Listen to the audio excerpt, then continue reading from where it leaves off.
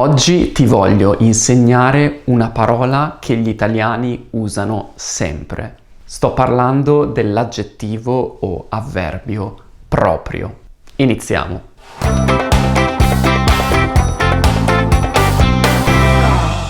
Ciao, benvenuto in questo nuovo video.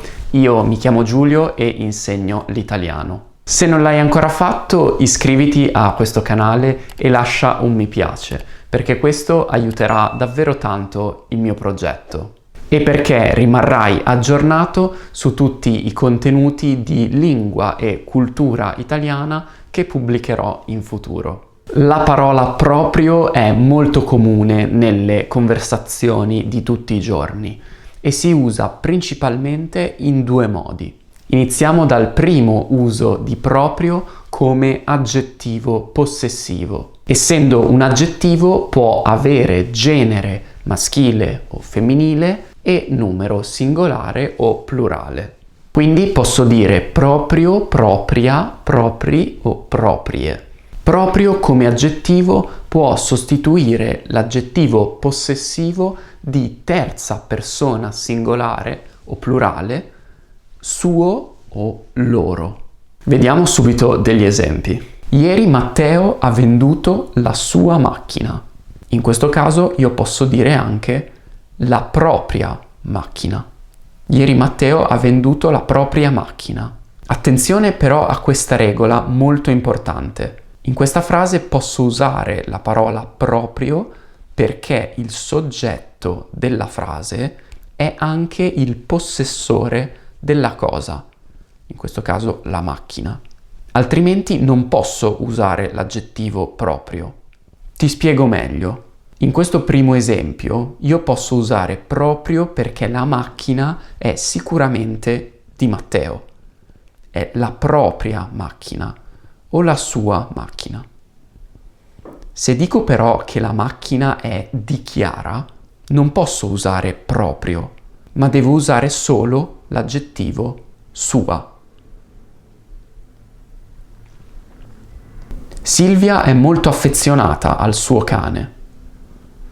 Anche qui posso dire al proprio cane, perché il soggetto è anche il possessore del cane.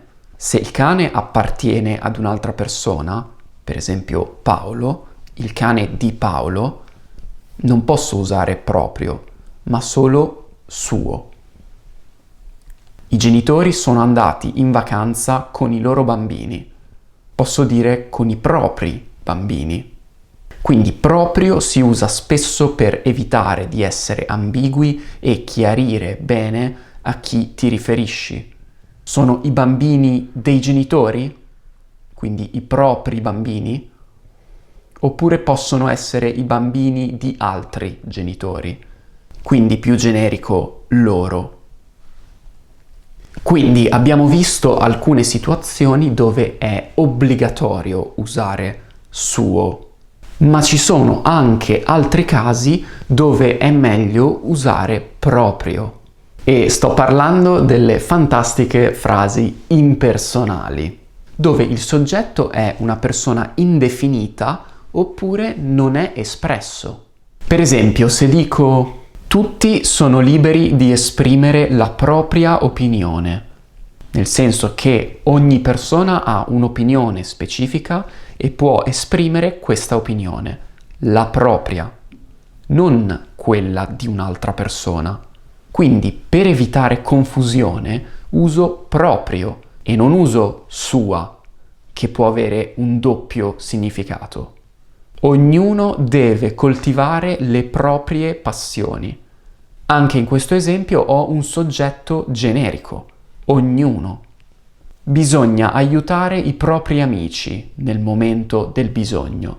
Ecco, in questo caso è obbligatorio usare proprio, perché non ha senso dire i suoi amici. Bisogna aiutare i suoi amici. Gli amici di chi? Cioè non si capisce di chi sono questi amici, perché il soggetto è impersonale. Quindi è necessario dire i propri amici.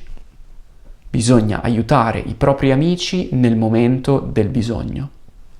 Attenzione anche a questo errore che sento spesso quando faccio lezione con i miei studenti inglesi. Come traduci questa frase in italiano? Paolo was excited before the start of his own show. Jack era emozionato prima dell'inizio del suo spettacolo, oppure del proprio spettacolo.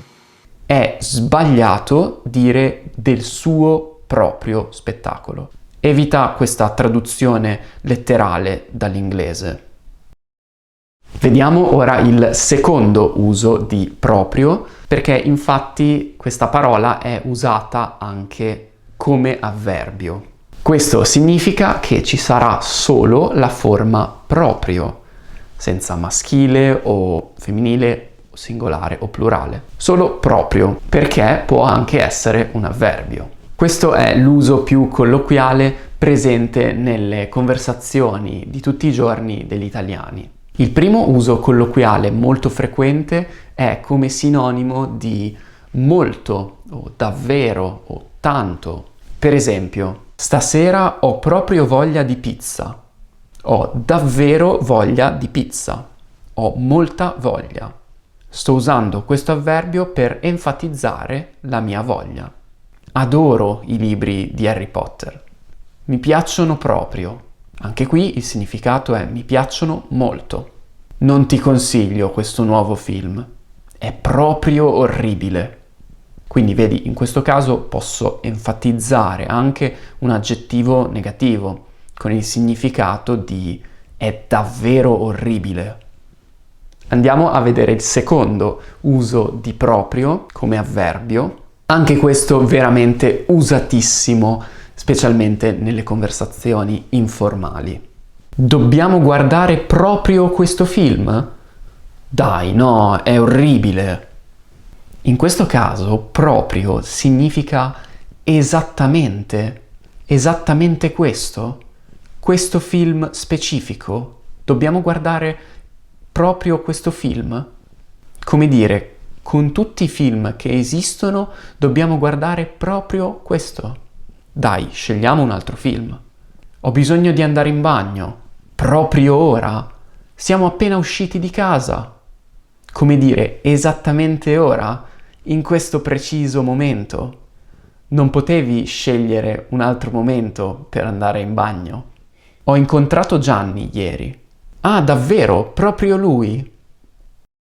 Bene, questi erano gli usi di proprio che volevo farti vedere oggi. Quindi primo come aggettivo possessivo, specialmente nelle frasi impersonali. Per esempio, ognuno deve seguire il proprio istinto, non il suo in questo caso, ok? Secondo come avverbio per enfatizzare un aggettivo o un sostantivo. Ho proprio fame oggi. Tuo fratello mangia tantissimo, è proprio goloso, è molto goloso, ok? Terzo uso, ancora una volta, come avverbio, molto usato dagli italiani per indicare un momento preciso, un tempo, una cosa specifica. Per esempio, Sandro abita proprio di fronte a casa mia, esattamente di fronte a casa mia. Bene, io spero che sia davvero tutto chiaro. Scrivimi se hai qualche domanda o dubbio e aspetto un tuo esempio con la parola proprio qui sotto. Sì, proprio qui sotto nella sezione commenti. Ti consiglio di guardare il mio ultimo vlog di Carnevale, che sono sicuro ti piacerà molto, e noi ci vediamo al prossimo video. Ciao, buono studio!